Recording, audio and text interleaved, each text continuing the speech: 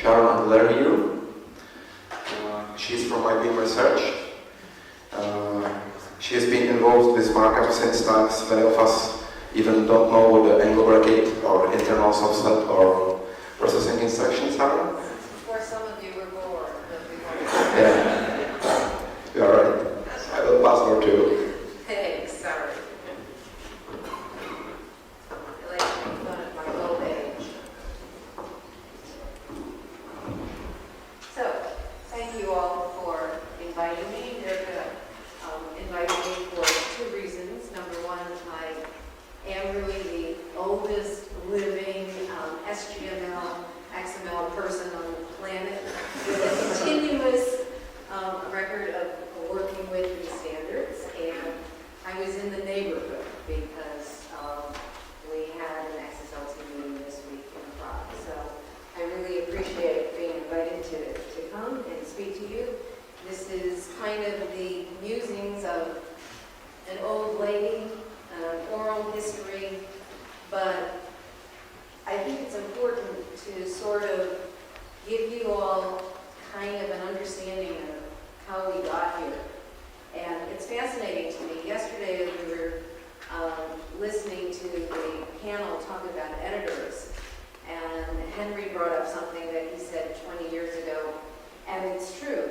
I'm having deja vu. It's like we're doing this all over again, but in many ways, so much better. And so this is a very long continuum that we've established from the 30 years since Markup has been developed. And I believe that we have at least another 30 years to go. And so we'll see.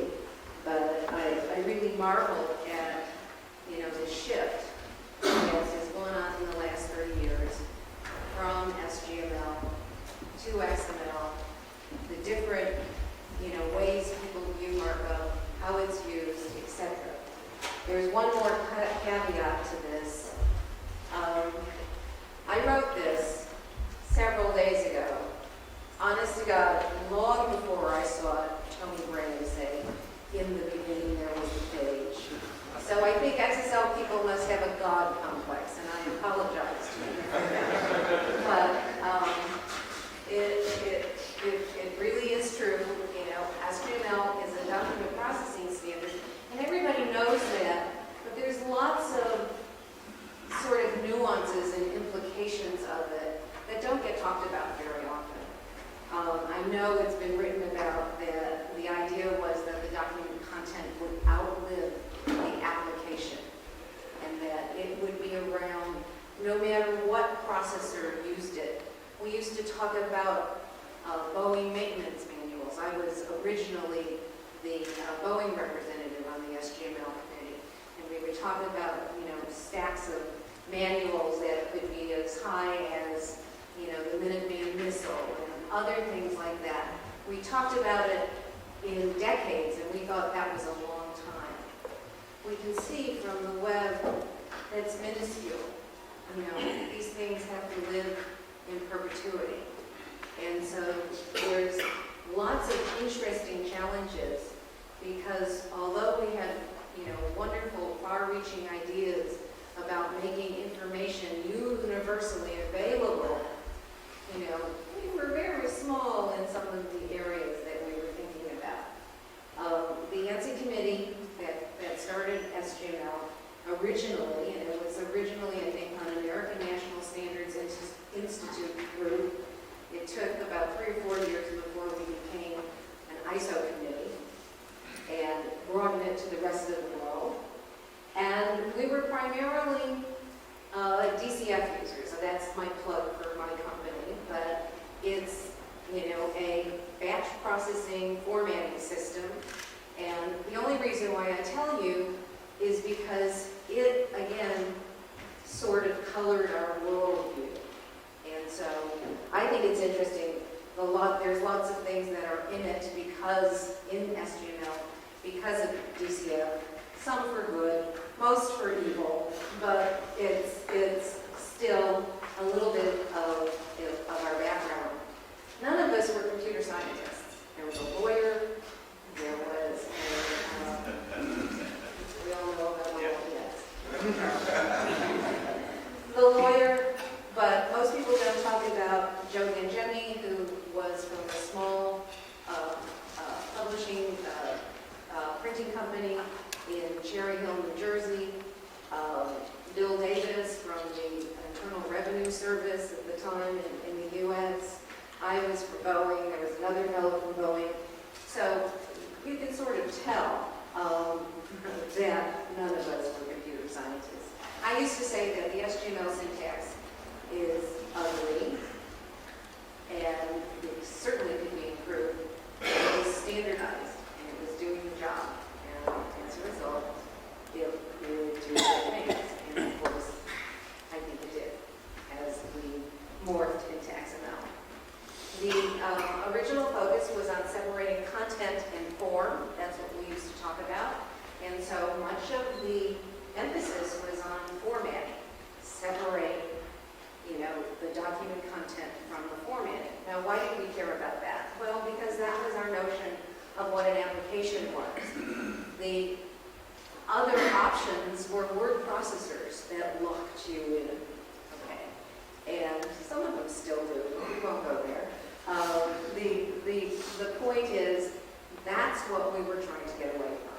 So the original reuse concepts were, and again, I'm showing my age, but it's the idea that, oh my, if you could take a single source content and send it to a line printer or a laser printer or a photocomposition engine, wow, that showed reuse, that showed flexibility.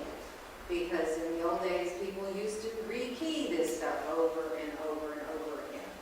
So, again, these are some of the backgrounds that led us to develop what I later called the SGML methodology. I listed the last few things on the slide, the asynchronous entities.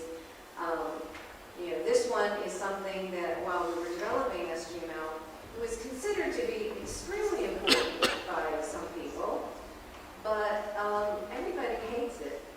And I, was talking to my husband the other day going, it was always deemed to be so important, the separation between the logical structure and the physical structure. But it really isn't. So, but we have a lot of cumbersome mechanisms in XML. That's the result of the whole entity mechanism from SGML. Processing instructions, well, they were done to be able to, say, make my page break over there.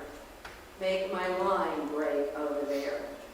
Again, depending upon your point of view, whether you like or don't like processing instructions, they're used much more broadly than that. White space, I won't go into white space. We all know about white space. Okay.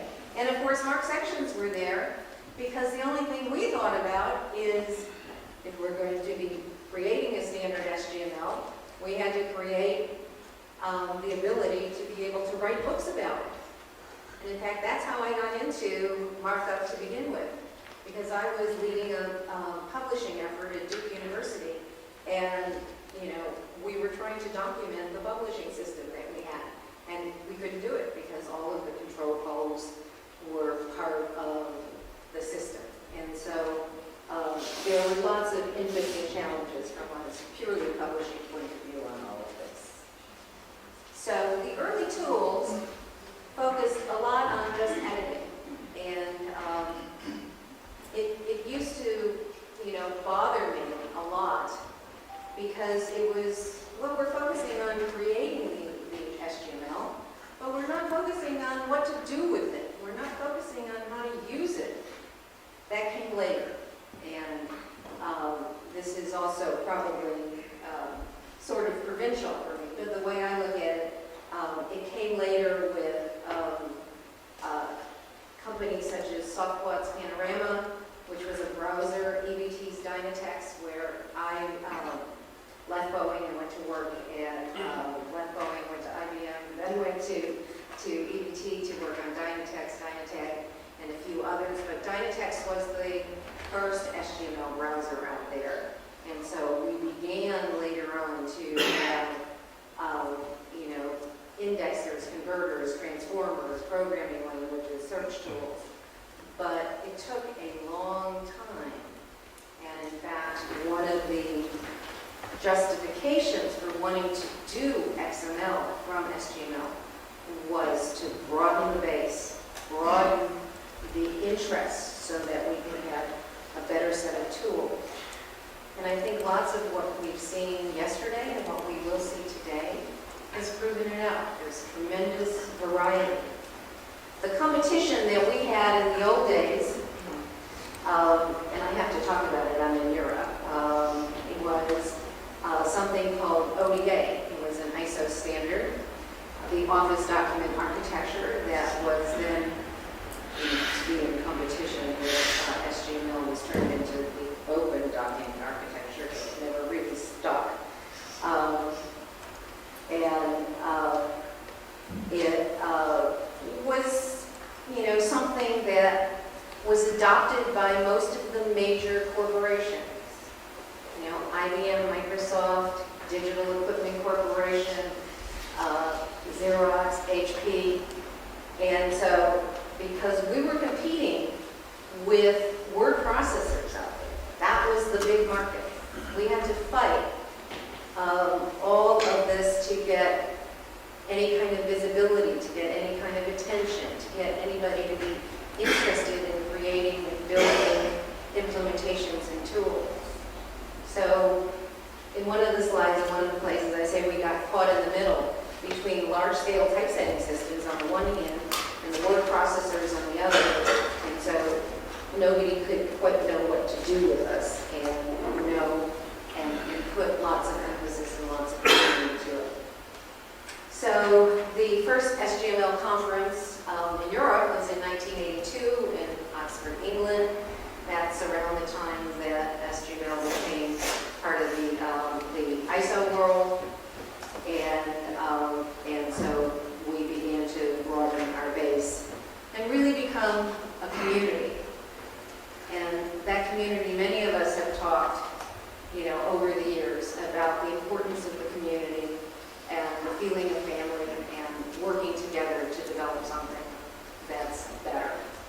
I see what Dana is talking about with the Flower Foundation, and I see a lot of the same thoughts here in Prague. And for me, it's been a long time. It's been several years since I've been to an XML conference.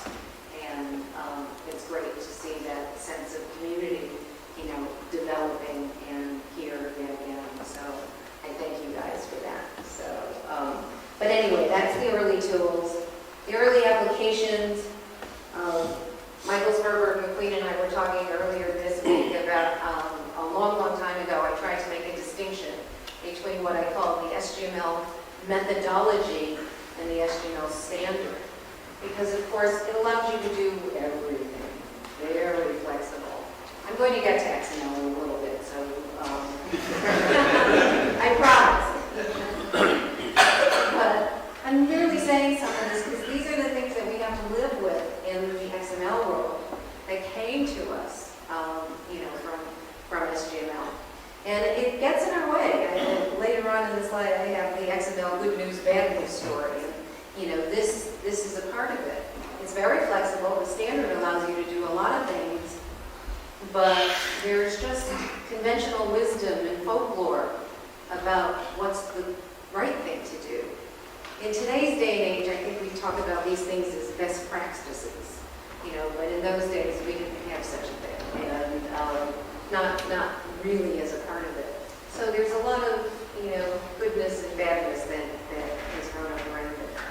For me, the biggest sort of revelation in all of this and working in an XML space is that we didn't have the thought of universality.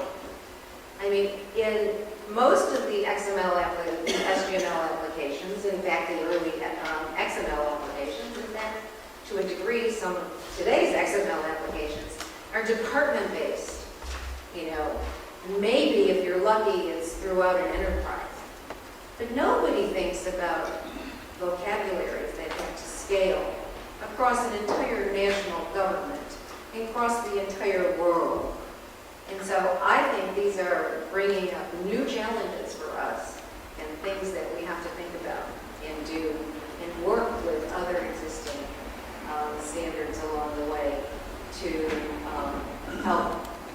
invent new things and make things better with this new worldview that's much, much larger than the one when we started 30 years ago. So, by the way, I don't mind if I'm saying things that, people found, ridiculous or question or whatever. I don't mind if people ask questions or make comments during the talk. I had originally envisioned doing this in a very interactive way. I didn't know how the room was going to be laid out. It doesn't quite give you a good dialogue in this lecture hall. But nevertheless, please, feel free to yell out if you want to. So the only other thing I want to say about the old days is that the first instance that we had of what I call, if you can't beat them, join them mentality, is the idea of the syntax and using the quote-unquote SGML syntax to describe something totally foreign. This was a way of doing integration. So Charles Goldfarb came up with something called ODIF, which was a way of encoding the ODA semantics, which were sort of non-existent, but that's all right. But encoding the ODA semantics in an SGML format to bring together the two worlds. Well, it didn't work.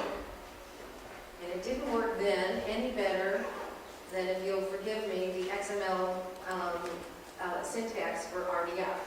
It just, that's just not the way you go about doing it. So, anyway, we'll talk a little bit more about that later. So, but the idea is, guys, you got to work with both the syntax as well as the semantics. And, by trying to do integration by just encoding, someone else's semantics without an understanding just doesn't work. And there's lots of examples out there. But the thing that I wanted to, focus on is that what I'm seeing today is lots more cooperation. In the old days, we had things like the two processors or processing languages, OmniMark and Belize. And instead of being able to work together and cooperate, it was, we're competitors. Now, I understand that because it was a very small market, but it's much more important to be able to build on things together. And that's what I see going on here. Yesterday, Florence presentation on XPath was an example. The year before, there were lots of different packaging things. They brought it together and made it much better than any of the individual pieces. We have to do more and more of this. So that's part of my message. Anyway, I'm now to when XML was born. So, and it came to us via, HTML, and we wanted to have SGML on the web. We knew that HTML was derived, you see in the corner, the CERN SGML User's Guide. That is where HTML came from. It's there. I have to give the plug to my husband in the audience, sitting over there, Anders Berjon, who developed the publishing system at CERN, and that's where Tim Berners-Lee got HTML from. Of course, Anders took it from the IBM DCS GML starter set, but that's that's another thing. But anyway, you can see the original publishing system. That's the link. But we wanted XML, as I said earlier, because we wanted greater participation by bigger vendors. Somewhere in this presentation, I had a note that at some of the SGML conferences, and we were talking to like 89 people, and year after year it was the same 89 people, because it was very, very, very constrained and very small. And but the idea was, with the web, we could open it up, and of course that's exactly what happened. The early initiative for syntax with XML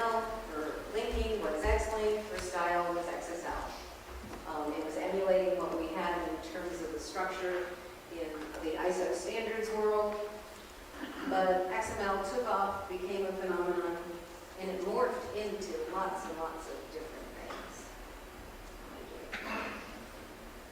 So, and I'm afraid that there was a little bit of this competition at the beginning of this. Each group, there was the document publishing groups who said the data and database groups were nuts, and vice versa. And, the message people didn't like, well, there wasn't this protocol, et cetera, et cetera. Anyway,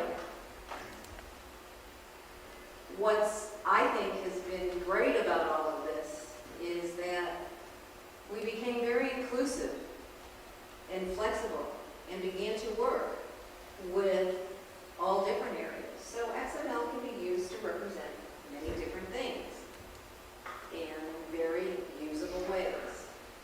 And I think that's important. And the flexibility has, I believe, really helped us. So as an example, people wondered at the beginning of when XQuery came along and it was competitive with XSLT. We didn't do that. We worked together as a team. There's still people that favor XQuery. There's still people that favor XSLT. But lots of people really are happy that we created a family of standards that work well together. And so that people have choices. This has to continue. This has to go on so we can grow and work for the next 30 years. And I, believe that that's the most important challenge that, we have in front of us. XML, Jim Melton, I had a quote in the previous slide, says, XML is in the DNA of computing. It's there, it's with us. It's going to be with us in perpetuity. These first couple of bullets are just from some anonymous XML supplier that I got off of the web. And so it's there, but is it enough? I don't think so. I think that we need to do a much better job in working with the semantics of the information so that people can reason over it, operate on it, do lots of interesting things with it, and it'll be a lot less than that. So data integration, universal access are given, but in order to know what you're doing and build it in a universal way, we need more, and it's up to you guys. So I was going to make my pitch like, Dave did, come join us, but I used to do that in all the previous times I spoke at conferences, but now it's up to you guys. So thank you very much.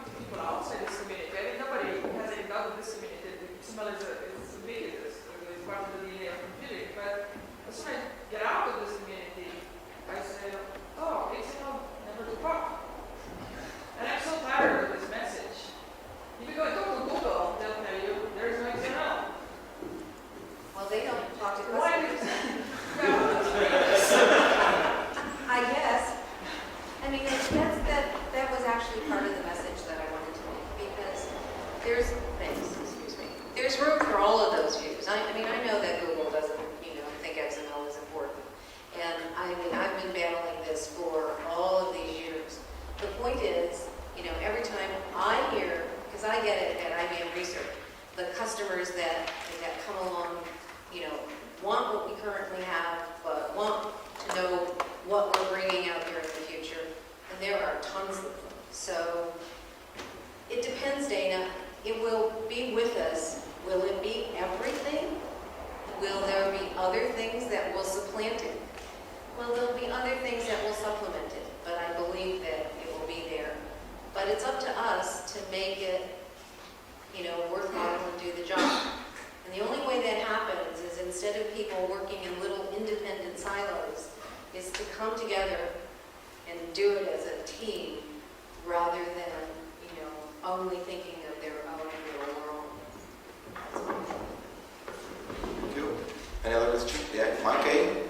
Sharon, why do you think SGML succeeded and OEA failed?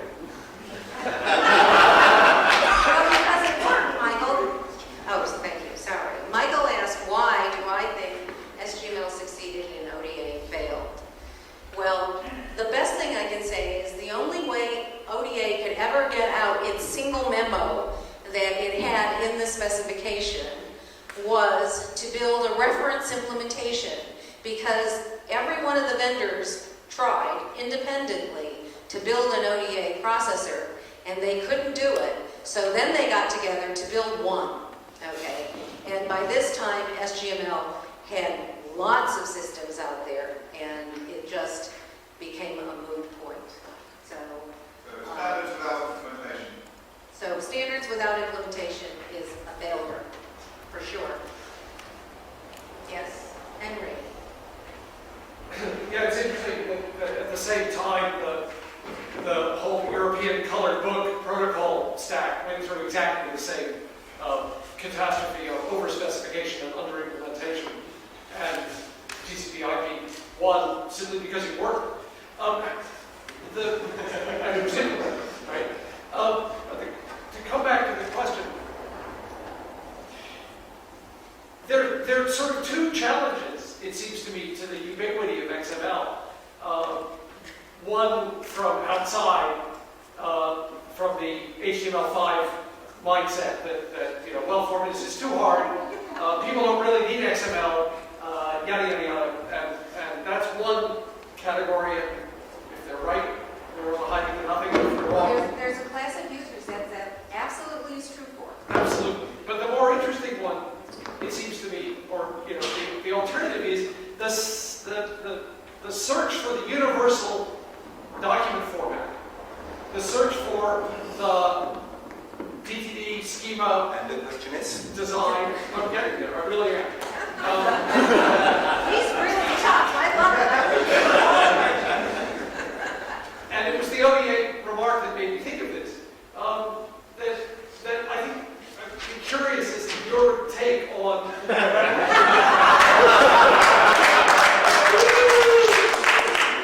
Curious as to your take on the value of engrossing bigger and bigger and bigger document types, as opposed to the strength of XML, as you refer to it, as the ability for people to craft their own vocabulary. Well, I think both things are important, because in a huge enterprise, as I said, I got called about, well, what are the techniques should I use? I'm trying to craft the vocabulary for the UK government. And I sat there and I went, well, I used to teach, that you get everybody in a room, but I don't think that's possible. So, Henry, I've never been a fan of public DTDs and public vocabulary, sorry, Norm, but because I always saw them as compromises. I think they're necessary and important, but I saw them as compromises that not everyone needed everything in them, and that forced you to do transformations and all sorts of things. But my answer to you is, in large enterprises, in large activities, government bodies and things, it's really important to know how to manage all of the information. I sat with an unnamed customer 2 weeks ago who said, I have tons of XML. I just don't know what to do with it. Okay? And this is, part of the problem. The promise, well, if you just put everything in XML, you're just going to have everything, and it's not true. There's so much more to it, and we don't want to fool ourselves or other people. And that's why I'm saying, The only thing that's going to happen is that we have to work together. But you know, what happens, because this is W3C, we tend to be just focused on what's on the web. So we worry about HTML5 and TagSoup and this and that. But there's so much more out there of being able to, you know, help people in their everyday lives to make, you know, medical information more readily available. As I said, I could go on, so